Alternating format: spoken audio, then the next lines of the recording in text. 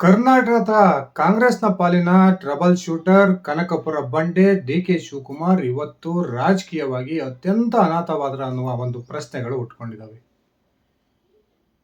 ಯಾವಾಗ ದೆಹಲಿಯ ಅಂಗಳದಲ್ಲಿ ನಿಂತು ಸಿಎಂ ಸಿದ್ದರಾಮಯ್ಯ ಡಿ.ಕೆ. ಶಿವಕುಮಾರ್ ಅವರ ಪರವಾಗಿ ಕೆಲವು ಶಾಸಕರ ಬಲ ಇದೆ, ಆ ಕಾರಣಕ್ಕೆ ಹೆಚ್ಚು ಶಾಸಕರ ಬಲವನ್ನು ಹೊಂದಿರುವ ನಾನು 5 ವರ್ಷದ ಮುಖ್ಯಮಂತ್ರಿ ಅವಧಿಯನ್ನ ಪೂರ್ಣಗೊಳಿಸ್ತೀನಿ ಅನ್ನುವ ಒಂದು ಬಹುದೊಡ್ಡ ಹೇಳಿಕೆಯನ್ನ ಕೊಟ್ಟರು. ಆ ಹೇಳಿಕೆಯ ಹಿಂದೆ ಸಿದ್ದರಾಮಯ್ಯನವರ ಒಂದು ಕಾರ್ಯತಂತ್ರ ಅಡಗಿದೆ ಅನ್ನುವ ಮಾತುಗಳು ಕೇಳಿ ಬರ್ತದವೆ. ಒಂದ್ ಕಡೆ ಹೈಕಮಾಂಡ್ ಮಟ್ಟದಲ್ಲಿ ಡಿ.ಕೆ. ಶಿವಕುಮಾರ್ ಅವರನ್ನ ವೀಕ್ ಮಾಡೋದು, ಇನ್ನೊಂದ್ ಕಡೆ ಡಿ.ಕೆ. ಶಿವಕುಮಾರ್ ಅವರ ಜೊತೆಗಿರ್ತಕ್ಕಂಥ ಶಾಸಕರ ಬಲವನ್ನ ಕುಗ್ಸೋ ಪ್ರಯತ್ನಕ್ಕೆ ಸಿದ್ದರಾಮಯ್ಯನವರು ಕೈ ಹಾಕಿದ್ದಾರೆ ಅನ್ನುವ ಮಾತುಗಳು ಕೇಳಿ ಬರ್ತಾ ಇದ್ದು, ರಾಜ್ಯದ ಮುಖ್ಯಮಂತ್ರಿ ಆಗ್ಬೇಕು ಅನ್ನುವ ಮಹತ್ವಾಕಾಂಕ್ಷೆಯನ್ನು ಇಟ್ಟುಕೊಂಡಿದ್ದಂತ ಡಿ.ಕೆ. ಶಿವಕುಮಾರ್ ಅವರ ಎಲ್ಲಾ ಹಾದಿಗಳು ಕೂಡ ಬಂದಾಗಿದ್ದಾವೆ ಅನ್ನುವ ಒಂದು ಮನೋಭಾವನೆ ಬರ್ತಾ ಇದೆ. ಹಾಗಾದ್ರೆ ಇದೇ ಸಂದರ್ಭದಲ್ಲಿ ನಿಜಕ್ಕೂ ಕೂಡ ಡಿ.ಕೆ. ಶಿವಕುಮಾರ್ ತಮ್ಮ ಮುಖ್ಯಮಂತ್ರಿ ಕುರ್ಚಿಯ ಪ್ರಯತ್ನದಿಂದ ಹಿಂದೆ ಸರಿದ್ರ? ಡಿ.ಕೆ. ಶಿವಕುಮಾರ್ಗೆ ಮುಂದಿರ್ತಕ್ಕಂಥ ದಾರಿಗಳೇನು? ಡಿ.ಕೆ. ಶಿವಕುಮಾರ್ ಪರವಾಗಿ 23 ಶಾಸಕರು ರಾಜೀನಾಮೆಯನ್ನ ಕೊಡ್ತಾರೆ ಅನ್ನುವ ಮಾತುಗಳು ಕೇಳಿ ಬರ್ತಿರ್ತಕ್ಕಂಥದ್ದು ನಿಜಕ್ಕೂ ಕೂಡ ಇದು ಆಗ್ತಕ್ಕಂಥ ಮಾತಾ? ಈ ಪ್ರಶ್ನೆಗಳು ಸಹಜವಾಗಿಯೇ ರಾಜ್ಯದ ಜನರಿಗೆ ಉಟ್ಕೊಂಡಿದ್ದಾವೆ. ಪಕ್ಷವನ್ನ 40 ವರ್ಷಗಳಿಂದ ಕಟ್ಟಿ ಬೆಳೆಸಿ ಇವತ್ತು 136ಕ್ಕೂ ಹೆಚ್ಚು ಶಾಸಕರನ್ನ ಗೆಲ್ಲಿಸಿಕೊಳ್ಳೋದ್ರ ಮೂಲಕ ಅಧಿಕಾರಕ್ಕೆ ತಂದಂತಹ ಡಿ.ಕೆ. ಶಿವಕುಮಾರ್ ಇದೀಗ ತಾನು ಕಟ್ಟಿದ ಮನೆಯಲ್ಲೇ ಅನಾಥವಾಗಿದ್ದಾರೆ ಅಂದ್ರೆ ತಪ್ಪಾಗೋದಿಲ್ಲ. ಸಿದ್ದರಾಮಯ್ಯನವರ ಪರವಾಗಿ ಅವರ ಸಂಪುಟದಲ್ಲಿರ್ತಕ್ಕಂಥ ಪ್ರಭಾವಿ ಸಚಿವರು ಭರ್ಜರಿಯಾಗಿ ನಿಂತು ಬ್ಯಾಟಿಂಗ್ ಅನ್ನ ಮಾಡ್ತಾ ಇದ್ರೆ, ಡಿ.ಕೆ. ಶಿವಕುಮಾರ್ ಅವರ ಪರವಾಗಿ ಹೇಳಿಕೆಯನ್ನ ಕೊಡ್ತಕ್ಕಂಥ ಒಬ್ಬನೇ ಒಬ್ಬ ಸಚಿವ ಹಾಗೂ ಶಾಸಕ ಇಲ್ಲದೆ ಇರತಕ್ಕಂಥದ್ದು ನಿಜಕ್ಕೂ ಕೂಡ ಕಾಂಗ್ರೆಸ್ನ ಅಚ್ಚರಿಯನ್ನ ಉಂಟು ಮಾಡಿದೆ. ಹಾಗಾದ್ರೆ ಡಿ.ಕೆ. ಶಿವಕುಮಾರ್ಗೆ ಮುಂದಿರ್ತಕ್ಕಂಥ ದಾರಿಗಳೇನು? ಈಗಲೂ ಕೂಡ ಡಿ.ಕೆ. ಶಿವಕುಮಾರ್ ತನ್ನ ರಾಜ್ಯದ ಮುಖ್ಯಮಂತ್ರಿ ಆಗ್ತೀನಿ ಅನ್ನುವ ಆತ್ಮವಿಶ್ವಾಸವನ್ನು ಇಟ್ಕೊಂಡಿರೋದಕ್ಕೆ ಕಾರಣ ಏನು? ಅವರು ಯಾವ ಶಕ್ತಿಯನ್ನ ನಂಬಿದ್ದಾರೆ? ಬನ್ನಿ ಸ್ನೇಹಿತರೆ, ಒಂದ್ಸರಿ ತಿಳ್ಕೊಂಡು ಬರೋಣ. ಅದಕ್ಕಿಂತ ಮುಂಚೆ ನೀವಿನ್ನು ನನ್ನ ಇಟ್ಗೆ ಅಂತ ಯೂಟ್ಯೂಬ್ ಚಾನಲ್ಗೆ ಸಬ್ಸ್ಕ್ರೈಬ್ ಮಾಡ್ಕೊಂಡಿಲ್ಲ ಅಂದ್ರೆ ದಯವಿಟ್ಟು ಸಬ್ಸ್ಕ್ರೈಬ್ ಮಾಡಿಕೊಂಡು ಬೆಲ್ ಬಟನ್ನ ಕ್ಲಿಕ್ ಮಾಡಿ. ನಾನು ಕೊಡ್ತಕ್ಕಂಥ ಮಾಹಿತಿ ನಿಮ್ಗೆ ಇಷ್ಟ ಆಗಿದ್ರೆ ಈ ವಿಡಿಯೋಗೆ ಲೈಕ್ ಮಾಡಿ, ಶೇರ್ ಮಾಡಿ, ಕಮೆಂಟ್ ಮಾಡಿ. ಸ್ನೇಹಿತರೆ, 2023ರಲ್ಲಿ ಕಾಂಗ್ರೆಸ್ ಭರ್ಜರಿ ಬಹುಮತದೊಂದಿಗೆ ಅಧಿಕಾರಕ್ಕೆ ಬಂದಂತ ಸಂದರ್ಭದಲ್ಲಿ ಡಿ.ಕೆ. ಶಿವಕುಮಾರ್ ತಾನು ಈ ಬಾರಿಯೇ ರಾಜ್ಯದ ಮುಖ್ಯಮಂತ್ರಿ ಆಗಬೇಕು ಅನ್ನುವ ಆಟವನ್ನ ಹಿಡಿದಿದ್ರು. ಈ ಒಂದು ಸಿದ್ದರಾಮಯ್ಯ ಹಾಗೂ ಡಿ.ಕೆ. ಶಿವಕುಮಾರ್ ಅವರ ನಡುವಿನ ಜಟಾಪಟಿಗೆ ಕಾಂಗ್ರೆಸ್ ಹೈಕಮಾಂಡ್ ಮಧ್ಯಪ್ರವೇಶ ಮಾಡಿ, ನಾವು ಒಂದು ಸೂಕ್ತ ನಿರ್ಧಾರವನ್ನು ತೆಗೆದುಕೊಳ್ತೀವಿ, ತಾವು ದಯವಿಟ್ಟು ನಮ್ಮ ನಿರ್ಧಾರಕ್ಕೆ ಒಂದು ಬೆಲೆ ಕೊಡಬೇಕು ಅನ್ನುವ ಒತ್ತಾಯವನ್ನ ಡಿ.ಕೆ. ಶಿವಕುಮಾರ್ ಅವರ ಮೇಲೆ ಏರೋದ್ರ ಮೂಲಕ ಡಿ.ಕೆ. ಶಿವಕುಮಾರ್ ಮತ್ತು ಸಿದ್ದರಾಮಯ್ಯನವರ ನಡುವೆ ಒಂದು ಸಂಧಾನವನ್ನ ಏರ್ಪಡಿಸಿ ಆ ಮೂಲಕ ರಾಜ್ಯದ ಮುಖ್ಯಮಂತ್ರಿಯಾಗಿ ಸಿದ್ದರಾಮಯ್ಯ, ಉಪಮುಖ್ಯಮಂತ್ರಿಯಾಗಿ ಡಿ.ಕೆ. ಶಿವಕುಮಾರ್ ಅವರನ್ನ ನೇಮಕ ಮಾಡಿತು. ಆ ಒಂದು ಸಂದರ್ಭದಲ್ಲಿ ಡಿ.ಕೆ. ಶಿವಕುಮಾರ್ ಮತ್ತೆ ಸಿದ್ದರಾಮಯ್ಯನವರ ನಡುವೆ ಅಧಿಕಾರ ಹಂಚಿಕೆಯಾಗಿದೆ. 30 ತಿಂಗಳ ಅವಧಿ ಮುಗಿದ ತಕ್ಷಣ ಸಿದ್ದರಾಮಯ್ಯನವರು ತಮ್ಮ ಸ್ಥಾನಕ್ಕೆ ರಾಜೀನಾಮೆಯನ್ನ ಕೊಡ್ತಾರೆ. ಆ ಮೂಲಕ ಡಿ.ಕೆ. ಶಿವಕುಮಾರ್ ರಾಜ್ಯದ ಮುಖ್ಯಮಂತ್ರಿ ಆಗ್ತಾರೆ ಅನ್ನುವ ಹೇಳಿಕೆಗಳನ್ನ ಡಿ.ಕೆ. ಬಣದ ಬೆಂಬಲಿಗರು ಹೇಳ್ತಾನೆ ಬಂದಿದ್ರು.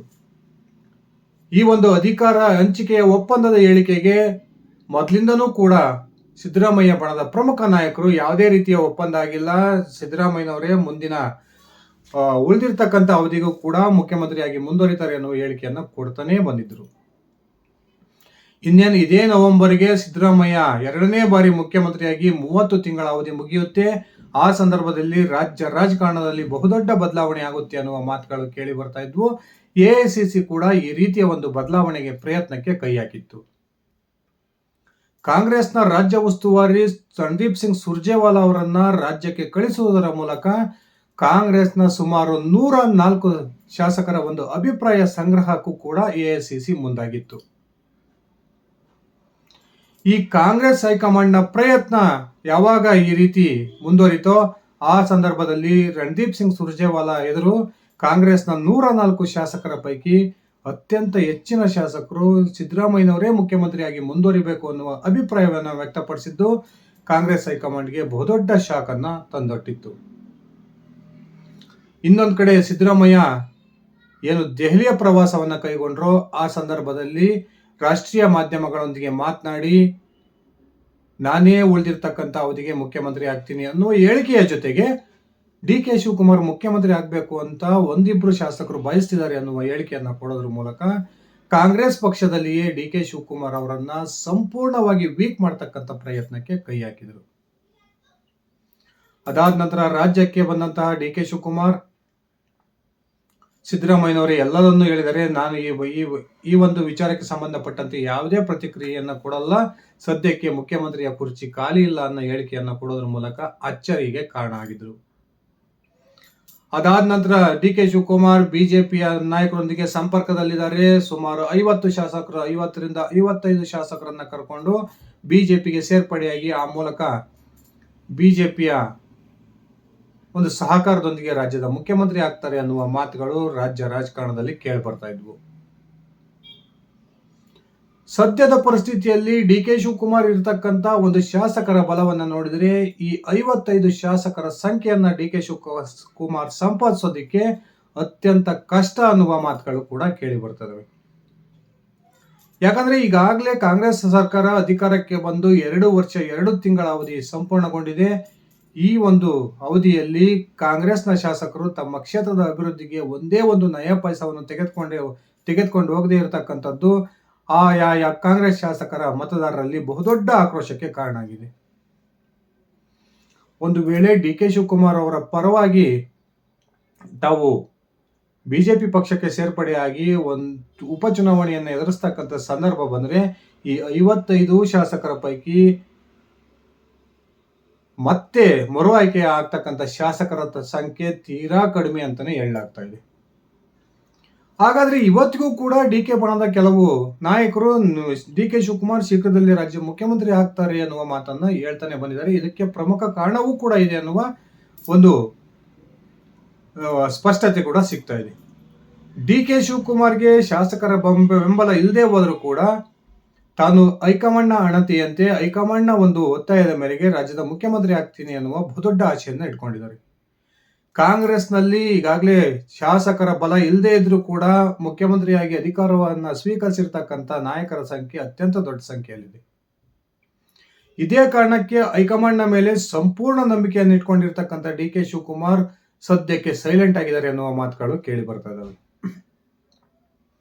ಇಷ್ಟೆಲ್ಲಾ ಬೆಳವಣಿಗೆಗಳು ಆಗ್ತಾ ಇದ್ರು ಕೂಡ ಕಾಂಗ್ರೆಸ್ನ ಹೈಕಮಾಂಡ್ ಡಿ ಕೆ ಶಿವಕುಮಾರ್ ಅವರನ್ನ ಮುಖ್ಯಮಂತ್ರಿ ಮಾಡಬೇಕು ಅನ್ನುವ ಕನಸನ್ನು ಇಟ್ಕೊಂಡಿದ್ರು ಕೂಡ ಆ ಒಂದು ಕನಸು ಸಾಕಾರ ಆಗಬೇಕು ಅಂದ್ರೆ ಅದಕ್ಕೆ ಸಿದ್ದರಾಮಯ್ಯನವರ ಸಂಪೂರ್ಣ ಬೆಂಬಲ ಬೇಕೇ ಬೇಕು ಅಂತಕ್ಕಂಥದ್ದು ನಗ್ನ ಸತ್ಯ. ಸಿದ್ದರಾಮಯ್ಯನವರು ತಾನಾಗಿ ಮುಖ್ಯಮಂತ್ರಿ ಸ್ಥಾನವನ್ನ ಡಿ ಕೆ ಶಿವಕುಮಾರ್ ಅವರಿಗೆ ಬಿಟ್ಕೊಡ್ತಕ್ಕಂಥ ಮನಸ್ಸನ್ನ ಮಾಡಿದರೆ ಮಾತ್ರ ಡಿ ಕೆ ಶಿವಕುಮಾರ್ ರಾಜ್ಯದ ಮುಖ್ಯಮಂತ್ರಿ ಆಗೋದಿಕ್ಕೆ ಸಾಧ್ಯ.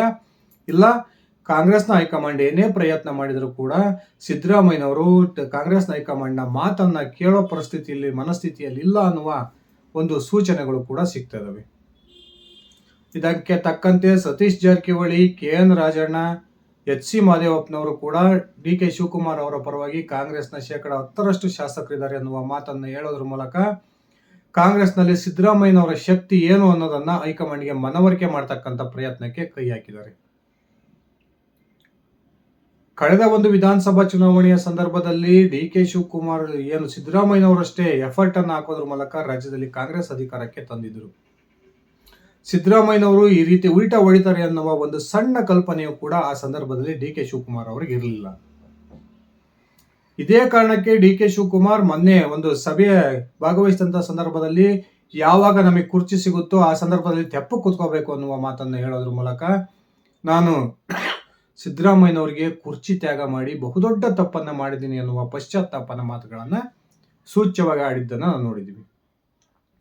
ಸದ್ಯಕ್ಕೆ ಡಿ ಕೆ ಶಿವಕುಮಾರ್ಗೆ ಸಿದ್ದರಾಮಯ್ಯನವರ ಮನವೊಲಿಕೆಯ ಮೂಲಕ ಅಧಿಕಾರವನ್ನು ಪಡೆಯೋದಷ್ಟೇ ಇರ್ತಕ್ಕಂಥ ಚಾನ್ಸ್ ಅನ್ನೋದನ್ನ ಬಿಟ್ರೆ ಇನ್ಯಾವ ಬೇರೆ ಡಿ ಕೆ ಶಿವಕುಮಾರ್ ಅವರ ಯಾವೊಂದು ಪ್ರಯತ್ನಗಳು ಕೂಡ ಸದ್ಯದ ಪರಿಸ್ಥಿತಿಯಲ್ಲಿ ಕೈಗೂಡಲ್ಲ ಅನ್ನೋದಂತೂ ಸತ್ಯ. ಕಾದ್ ನೋಡೋಣ ಸ್ನೇಹಿತರೆ, ನಿಜಕ್ಕೂ ಕೂಡ ಸಿದ್ದರಾಮಯ್ಯನವರ ಮನವೊಲಿಸೋದ್ರ ಮೂಲಕ ಡಿ ಕೆ ಶಿವಕುಮಾರ್ ರಾಜ್ಯದ ಮುಖ್ಯಮಂತ್ರಿಯಾಗಿ ಅಧಿಕಾರವನ್ನ ಸ್ವೀಕರಿಸ್ತಾರ ಅಥವಾ ಹೈಕಮಾಂಡ್ ಬಲವನ್ನೇ ನಂಬಿಕೊಂಡಿರ್ತಕ್ಕಂಥ ಡಿ ಕೆ ಶಿವಕುಮಾರ್ಗೆ ಮತ್ತೊಮ್ಮೆ ಬಹುದೊಡ್ಡ ನಿರಾಸೆ ಆಗುತ್ತಾ? ಇದರ ಕುರಿತು ನಿಮ್ಮ ವೈಯಕ್ತಿಕ ಅಭಿಪ್ರಾಯ ಏನಿದೆ, ನೀವೇನ್ ಹೇಳ್ತೀರಾ? ದಯವಿಟ್ಟು ಕಮೆಂಟ್ ಮಾಡಿ. ಧನ್ಯವಾದಗಳು ಸ್ನೇಹಿತರೆ, ಶುಭ ದಿನ.